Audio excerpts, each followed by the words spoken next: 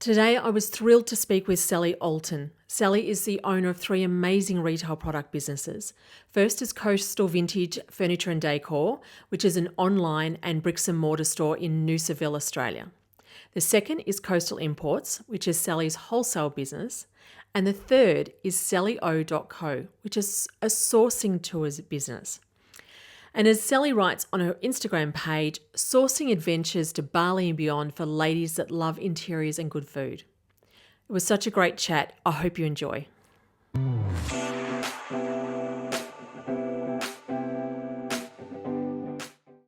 Hello, Sally. Thank you so much for joining me on the Retail Success Series. I am thrilled that you're here. I want you to start by telling us a bit about your retail journey. Well, thank you very much for having me. I started in retail when I finished working on super yachts back in 2007. When I was working for 10 years overseas on super yachts, and I came back to Australia wanting to do something different. And I set up a fair trade company, and I sold toys to early childcare centres for about 3 years, and had a team of about 8 people visiting childcare centres and selling toys, which was great, but it really wasn't my passion. I love the idea of fair trade. So I sold that company and had two children, one after the other, of course, and then when Sophie was my youngest one was about 6 months old, I decided I wanted to open up a coastal homeware store. So that's how the idea evolved, yeah. And then we were visiting Noosa. Sorry? No, you go on. We were living in Brisbane at the time, my husband and I, and we came to Noosa for a holiday, and we decided, this is the place where we would like to live. So, and on that holiday, I had a light bulb moment that I thought, I wanted to do coastal homewares, but I wanted to do it with a point of difference, because there's lots of different coastal homeware stores around Australia. But what was different? And the idea was vintage. So that's how I came up with the idea of coastal vintage. It was just I can still picture where I was sitting when I had that light bulb moment. Yeah. And then I was just away. I was like, yep, that's it. Yeah. So that's how it all started. The true entrepreneur in you, child 6 months old, I think I'll start a business, I think anyone listening to this will go, yeah, I've kind of made those kind of decisions too.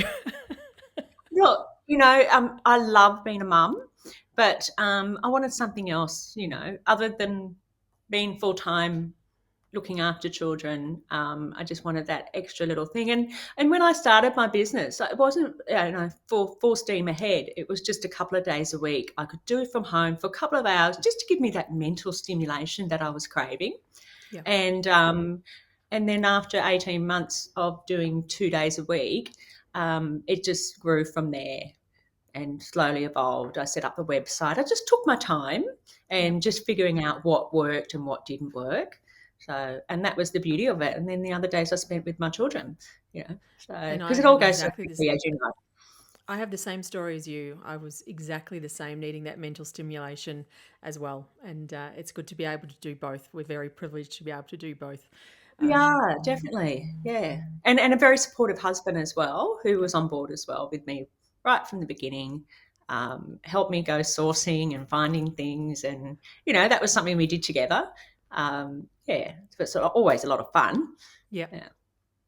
So you started with your business online, and then you decided to go bricks and mortar. What motivated the move? Well, I was working in my garage, and so around about the 18-month mark, people were wanting to come to the house, and they started coming, and I just went, this is not right. I need to move out of the house. And so my husband and I got an industrial unit in the industrial area of Noosaville, and he had the office upstairs in the mezzanine because he's got his own business, and I had downstairs, and I just opened a couple of days a week, and so people could come to the warehouse and see the products. And we could also ship from there as well, rather than shipping out from home, we were just at that stage where it was the next step in the business that we could grow.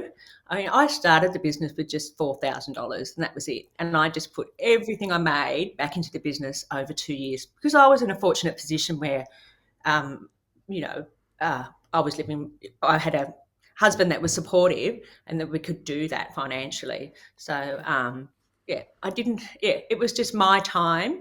I was only going to lose 4,000 if it wasn't going to work, and my time, that was it. We have very similar stories because I was exactly the same. Again, we've been lucky, privileged to have that support of our partners and be able to build a business. But as you grow, there's obviously becomes bigger and bigger and more stock and so forth. I'd love to understand. So you started online. You've then added bricks and mortar on a part-time basis, which is perfect being industrial. It takes away that pressure. Yeah. I'm assuming of if you're in a retail strip, having to open all the time. The products themselves. Did you always source from overseas, or were you sourcing locally? Tell us about that sort of the process of where you've got to with your sourcing of products. I was doing it all locally to start off with because it was all vintage. And yeah, so I used to go to swap meets and other vintage shops and try and find what was my niche. And that was the thing, was about having your own niche is really important and Yeah. being, apart from everybody else. That was the important thing. And then I started sourcing from overseas. I had contacts from the yachting industry because I do a small maritime part of the business as well, Yeah. which is really appealing to boaties. And so I just started importing from India, from shipyards, from America and other places as well. And then as it evolved over time, about year, I would say, year 4 or 5, I went to Bali on a girls' trip and I saw some products that I went, oh, there's some maritime stuff here. I could just buy that and ship it home. So I did a small shipment of like 2 or 3 cubic meters, and then my husband and I went back about 6 weeks later and did a container because we were Yeah. so excited about the potential of doing that. And since then, so for 8 years now, I've been doing about 3 or 4 containers from Indonesia every year Okay. as well. Okay. So Yeah. by chance, really, the first purchase. Yeah, and seeing the opportunity Yeah. and taking the risk Yeah, of doing it. absolutely. Yeah. And you mentioned a Mm. lot of countries then that you've traded with. Are you still sourcing from a lot of other countries, or is it pretty much now Indonesia? No, I source from India, sometimes from Turkey. I've got a contact here who is French, so I have products that come in from France, America, and Japan. Japan's the biggest one for us as well. So I haven't actually been there, but I have a contact in Japan that um, sources items for me. Yeah. Okay. Mm. I wouldn't Yep. have picked that. That's amazing. Um, so having these products that you've sourced yourself, how has that helped your business and differentiating yourself from others? Massively. Finding those things that are different is a big thing for me. One-off thing, because we do a lot of products that are one-off. So Mm. as soon as they come in, you just put that item up on the website, and once it's sold, that's it. We don't get it in again because it's one-off. But we have expanded into a brass range, so we do have other products now because having an antique vintage shops is quite difficult to make a substantial income. So we supplement with vintage style products as well. But Okay. having those things that I find, I gravitate towards Dutch colonial, coastal style, that sort of thing, maritime. So that's my point of difference, and And that's what people love. your vintage style, I assume, is where you moved into wholesaling once you started to look at that side. Is that how you got sort of ended up creating the wholesale component as well? When COVID hit, we had a lot of retailers because everybody was screaming out for more stock. Yeah. So they were contacting us asking if they could purchase from us. So that's how that evolved. So we set up wholesale. It took us about 3 to 4 months to set that up. And then once we had that set up, away we went. Yeah. Oh So we wow. just started importing even more products. We thought it was going to be to meet terrible, that but there mark. were opportunities that came about, weren't there, for Yeah, for and I some think people in that's business? you take that opportunity when they come. Yeah, Yeah, absolutely. So, with your directly sourced products, what percentage of your stock that you carry now would be sourced directly by you? all of it. Oh, all of it? Okay. Yep, I source everything. Yeah. Yeah. Okay. So as I said, you've got the wholesale arm as well that you Hmm. started. You've been to Bali and you've created, you've found locations to purchase your stock, Yeah. and then you thought you'd just add another little business to, to the range that the range of hats that you wear, and thought you Yeah. might as well start up a sourcing tours business. Tell us the Yeah, I'm a story little of bit how you got crazy. there. Well, Coastal Vintage turned 10 in 2023.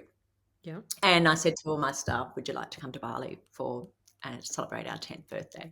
So we all went to Bali, and that was when the idea, when they all would just jumped at it, I just went, oh, maybe I should see if anybody else wants to come. So I just put it out there to my customers at Coastal Vintage in a newsletter, and yeah, many people wanted to come. So I booked another villa and started hosting a tour from there. So that's Okay. how it And all to be evolved. clear, you don't Hmm. just suddenly have tours. This is another business that you've had to set up in Indonesia as well, isn't it? So Oh, there's, definitely, definitely. So I had to do all my groundwork before, because I'd been going for so long. I knew that you had to have a bit. If you wanted to do something like that in Indonesia, you have to have a business.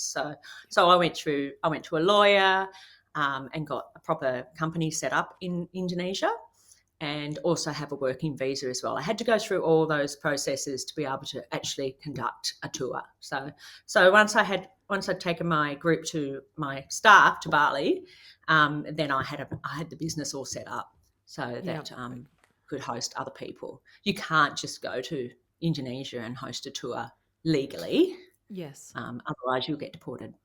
yeah, So okay, now I have another business in Indonesia. yeah, Yeah, so now I'd host about 4 tours a year to Bali. okay. And have you Hmm. considered or been to other locations as well, or is that something that you're thinking about, or is it purely Bali that you Oh, focus I'd on? love to, yeah, expand. I am working on that, but all in good time because I've got teenagers now, so Yeah. we're pretty busy here in Australia. So I would love to do India and Morocco and maybe some other places, France. And I'm talking to people about that, but one step at a time. Okay. And what kind of Mm. retailers do you find come on your sourcing tours? So the tours are for anybody who loves interiors and good Okay. food.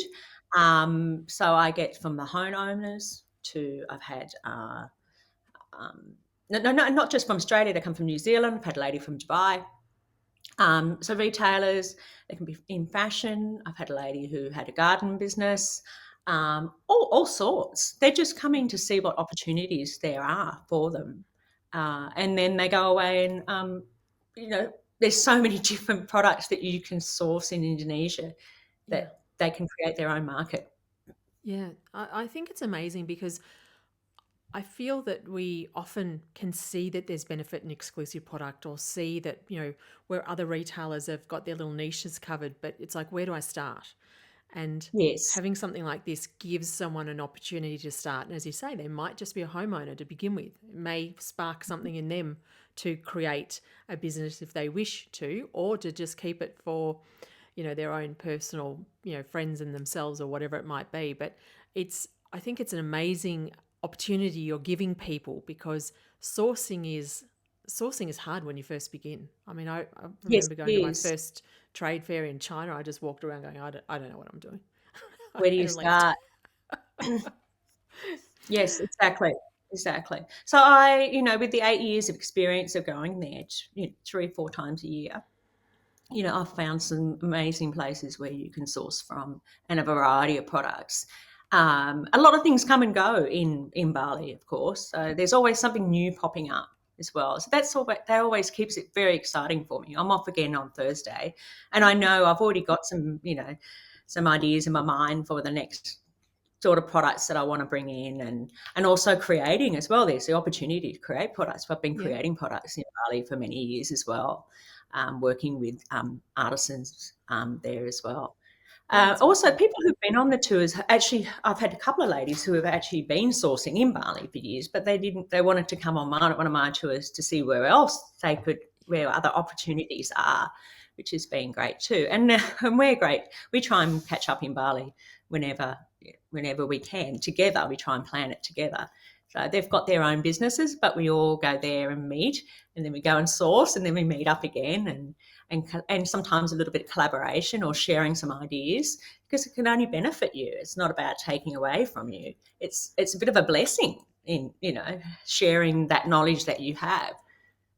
I It's so been agree with you. really positive for me. There's not enough collaboration. And again, this is Mm, what I love about what you're doing, that you've created a skill. You can see that your business has benefited from it. There's no risk. You're not worrying about your business. You're just helping other people to create something for themselves. And I think that's really amazing, because whilst we talk collaboration, a lot of people don't do it. And so this mm. is just such a great opportunity. Yeah, it is, and it's a lot of fun Yeah. as well. And I love watching people get so excited when they go into a shop or a warehouse that I've been going to for many years, and they walk in and go, "Oh my God, this is amazing!" Yeah, and then you can see their little, their minds are turning with ideas. And then and at night time, they'll come to me and we'll sit down and we talk about your ideas, and they come and ask me, "What do you think I could do that?" And I'm like, "You can do that. You can," or tell them, I give them all the pros and cons as Mm. well about importing and exporting, into Bali, and exporting out of Bali into whatever country they're based in. Yeah. And so, on those pros and cons, do you want to share a few of those with us? Sort of the main ones that jump out to you? The pros are you just shop and your cargo company does the rest. Okay. It is amazing. It's really good in Indonesia, and it's affordable. You can just start off like I did with just 1 or 2 cubic meters, and I can tell you about how that works, the processes of those. Once you order that, what the cargo company does, all the paperwork that's involved, getting another agent at the other end, that sort of thing, because you need another agent in your own country. Yep. Um, they're the cons. They're the pros, but the cons sometimes I'll teach them about, don't buy that product because that may not work. Different types of temperature, climates, that sort of thing. Yeah. If it's wooden, or the mold, it might come moldy because you're exporting from a humid country into a dry situation. It might be wet in a container. That sort of thing. Those little bits and bobs that Yeah. I let them know along the way. And I Just love that, purely because from you my own experience. exactly right. Because every one of us makes mistakes as well as have wins, and Exactly. so you're again sharing to help That others knowledge. along. Yeah, absolutely. I think that's amazing. So, within your retail business, going back to that side of it, what do you think is the biggest upside of sourcing directly from overseas? The returns, if you find a product that you can sell well, definitely. That's the number one positive. Look, I just love finding things that people find great joy in buying, and that's the benefit of doing antiques and vintage. That's Yeah. definitely an upside. Um, and the travel. I get to go to Bali 4 or 5 times a year. Oh, I'm very envious, let me tell you. The first thing I do when I land is, because I'm up at 4 o'clock to get the 7:30 flight, or 3:30, in the morning. Uh, on the flight, have a nap on the flight, do some, reading or whatever on the flight, and then once I land, my driver picks me up straight to the hotel and straight to the spa.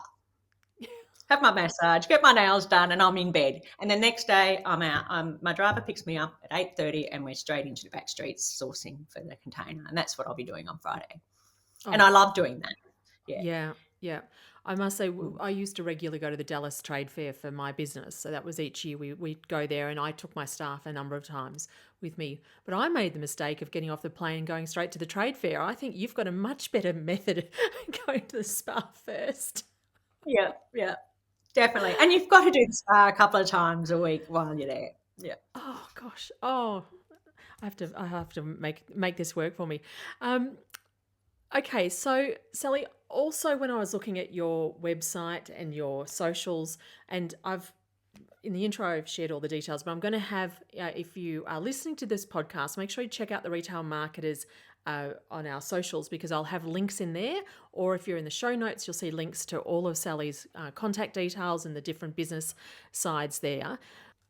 So, as well as your beautiful products, Sally, and your different elements of your business, I just thought there were so many aspects of your business that you seem to be doing well from an outsider. So, I actually want to ask you what you think your competitive advantage is in your business.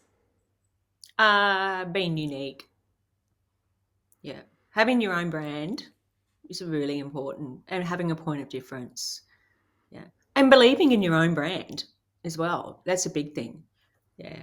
So, and that's what I say to the people who come on the tour who are in business or looking to set up a business. Focus on your brand. Branding is a really powerful thing. And I didn't do any branding or understanding about branding until probably year 4 or 5.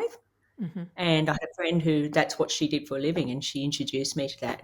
And as soon as that branding process happened, I could see a big clear picture of what my business was about and the goals where I wanted to go with that business. So, Can and that I brand round? just it continually evolves all the time. That Yeah. brand, but you stick to the core reason of what that brand is about. And as an observer, I have to say your brand includes you, which I love, Yeah, and you're not right. enough businesses do. And you're there in the stories, you're there as part of the socials, you're connected with your audience. And I think that to anyone listening, it makes a huge difference to customers to see the business owner. So well done, because it's hard. A lot of people just can't get from behind the camera to in front, in whatever way Yeah. that Oh, is. it is hard, and I still haven't got in front of reels, and that's the next step. Oh, So even though, I'm in front of the camera, but I'm not in front of the reels yet, and we're working towards that. yep, And the biggest thing for me is being authentic. And if yep, you're authentic, people see that and can feel that. So when they walk into our shop, they are just like, "Oh, it's so wonderful to be here. I've been following you on Instagram or on Facebook for years. It's amazing to be here." And then you're there to greet them. You're like, "Oh, I know." I always say, "Thank you so much for coming yep, and making, your time to come and visit us." And they just have that whole experience of being in the store. And that's what it's about, being authentic, having a great product that they love and they can relate to, because vintage is about, bringing back memories. yeah, For a lot of people is what, oh, Nana used to have that, or they love. We do a lot of coastal style things. So it's about those times we had at the beach shack or yeah. that sort of thing. So that's a powerful thing for us. And your socials must, being in a kind of a tourism, and you've got your local audience as well, you've got your online audience. But Noosa, for anyone who doesn't know, Noosa is a top tourist location in Australia, and so you're right next to Noosa. Yeah. That must bring people in as well when they're traveling. You got them coming to visit you as part of their travel destination. Yeah, definitely. And we are still in the industrial area. We Mm, haven't moved into Noosa at all. So we're in a warehouse situation, so we've kept that feel about it. Um, yeah, we at the moment it's school holidays, so we're a bit busy. It's school yeah. holidays for New South Wales and Victoria, so we're always having interstate travellers, so from all the way from WA and South Australia as well. They come and visit. So it's fortunate to be in Noosa. That Yeah. does help. Yeah, Mm, absolutely. yeah. But you've leveraged everything there. You've leveraged the fact that you're using your socials to bring in people from not just your local area, as well as Yeah. for building your online business. And so you've got tourists coming in and buying online, and then you've got the other two elements, your sourcing and your wholesale. You've really created Yeah. this great rounded business to offer many people. And as I said, I just love that you're a sharer. I love that you're connecting businesses together as well. So you're not afraid to have retailers, because you can see how, as you say, sharing what wins and losses we have is so important, because it can be pretty lonely when you're sitting in your own store all the time if you don't have someone to That share is with. right. Definitely, definitely. And we are actually in November because at the end of every tour, everybody has made such great, beautiful connections and friendships. We all want to catch up again. So in November, I'm going to be hosting just let's all catch up from whoever wants to come from the tours. We're all catching up in Noosa for a long weekend, which is going to be a lot of fun. Fantastic. Yeah. That sounds So, fantastic. yeah. Final question for you. Retail has been tough, but are you seeing any signs of positive change? What's your kind of sentiment at the moment? Yeah, it has been tough, and but it's been a really good chance to pull back on a lot of things as well, which has been really good for us. But yes, there's definitely I can see a turn in retail at the That's moment. great. Yeah, I can And feel it and I can see it.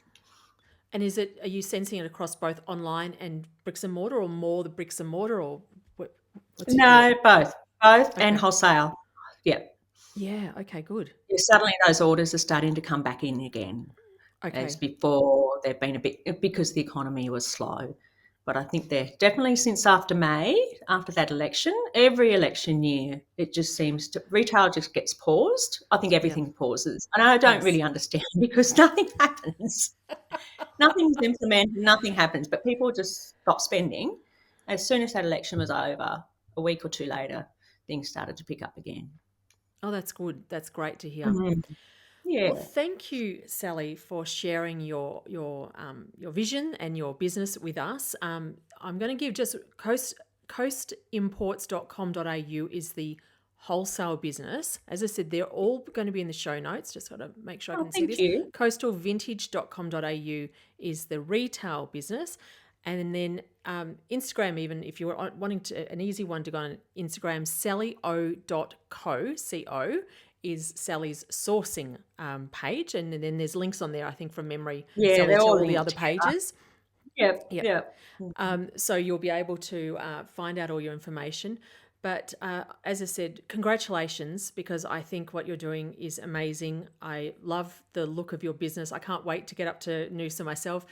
Surely there's an excuse now for me to travel up there and pop in and Come see on a you. sourcing trip too.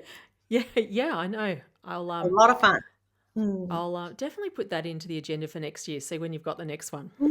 All Yeah, right. Thank sure. you, everyone, Thank for you so joining much us. for having me. Oh, that's Yeah. been fun. And to everyone else, we'll be back in a week. But thank you, Sally. And don't forget to, any questions, don't hesitate to DM me. I can get in touch with Sally if you've got any questions for her and pass it on. Sure. I know she'll be really happy to answer any questions for you. Have a sensational day, everyone. And we'll see you soon. Bye. Bye.